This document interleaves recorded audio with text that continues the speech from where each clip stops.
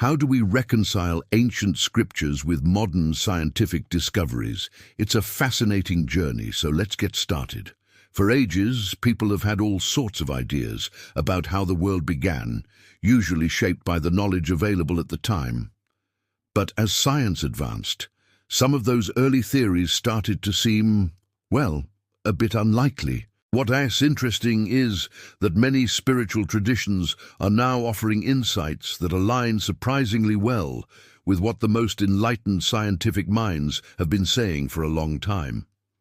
Of course, a common objection is that this new understanding contradicts the sacred texts like the Bible.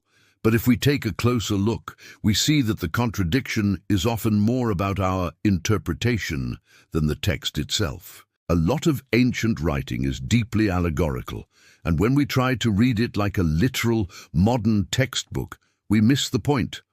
Take Adam, for instance. The idea of him as the single ancestor of all humanity is a cornerstone for many. But this isn't the first time religious beliefs have had to adapt. Remember when the Church insisted the Earth was the center of the universe?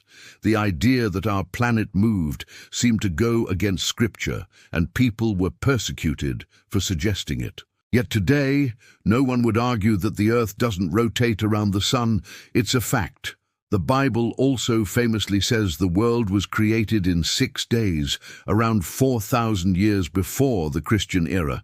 The text is pretty clear. Before this, nothing. But then, science came along and started reading a different kind of book, the Earth itself.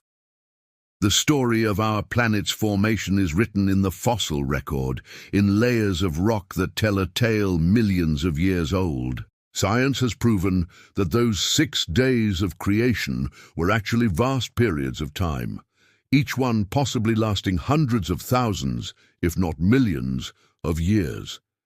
This isn't just a fringe theory, it's a geological fact, as certain as the Earth's movement.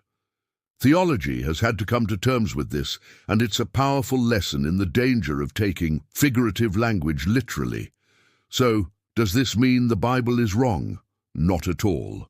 It means we, as humans, were wrong in how we interpreted it. When scientists began to sift through the Earth's geological archives, they discovered a specific order in which different life forms appeared. And guess what? This order is remarkably consistent with the sequence described in Genesis. The major difference is that this grand work wasn't a magical act completed in a few hours. It was a process guided by divine will, unfolding over millions of years according to the natural laws of the universe. Does this make God any less powerful? Does it make creation less magnificent? Absolutely not. In fact, you'd have to have a pretty small idea of divinity to not see its omnipotence in the eternal laws that govern the cosmos. Science doesn't diminish the divine. It reveals its work on a scale that's far grander and more majestic than we ever imagined, precisely because it operates within the laws of nature, not by breaking them. Both science and the book of Genesis agree that humans appeared last in the order of creation. But here's where things get tricky again. Moses places the Great Flood around the year 1654 of the world's calendar. Geology, on the other hand, shows that a massive global cataclysm happened long before humans, as we know them, even appeared. Until recently, we hadn't found any human remains in those ancient, primitive rock layers. However, that's changing. New discoveries are constantly challenging this assumption.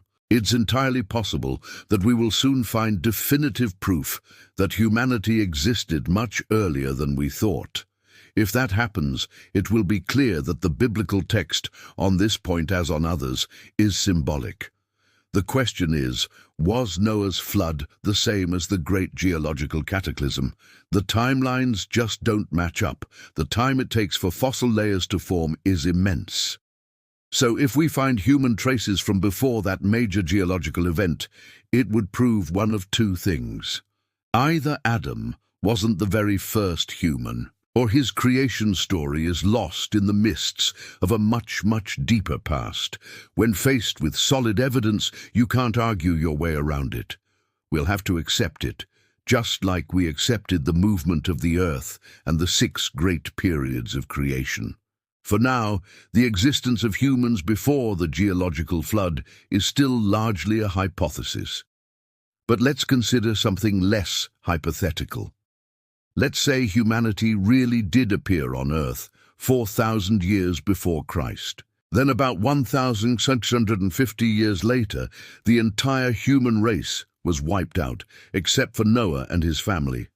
This would mean that the modern population of Earth started with them, roughly 2,350 years before our era. But here's the problem. When the Hebrews migrated to Egypt in the 18th century BCE, they found a thriving, heavily populated and highly advanced civilization. History tells us that India and other regions were also flourishing at that time, not to mention the chronologies of other cultures that trace their origins back even further.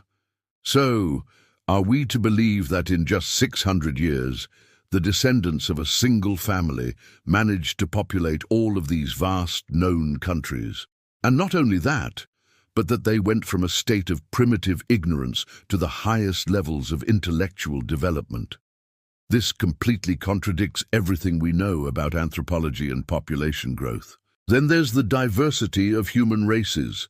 Yes, climate and lifestyle can cause physical changes over time, but we know the limits of that influence.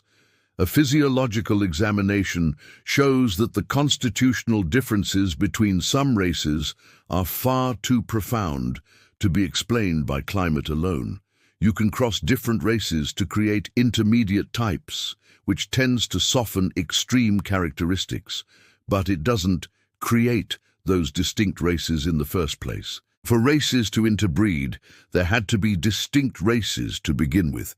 How can we explain their existence if they all came from a common, recent ancestor? How could some of Noah's descendants, in just a few centuries, transform so dramatically that they became, for example, the Ethiopian race? Believing in that kind of metamorphosis is as logical as believing that a wolf and a lamb, or an elephant and an aphid, share a recent common ancestor. Again, the evidence of the facts is undeniable.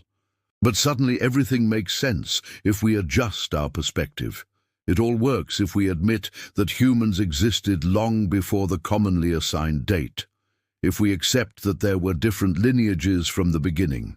If we consider that the Adam story from 6,000 years ago might be about him populating a specific, previously uninhabited region, not the entire planet. And if we see Noah's flood as a local, partial catastrophe that was later confused with the much older geological cataclysm. Finally, it all comes together if we appreciate the allegorical, symbolic style of Eastern writing, which is found in the sacred books of all major cultures. It's why it's wise not to be too quick to dismiss new ideas. So many doctrines that were once challenged are now accepted as fact. Religious ideas don't lose anything by walking hand in hand with science. In fact, they become stronger.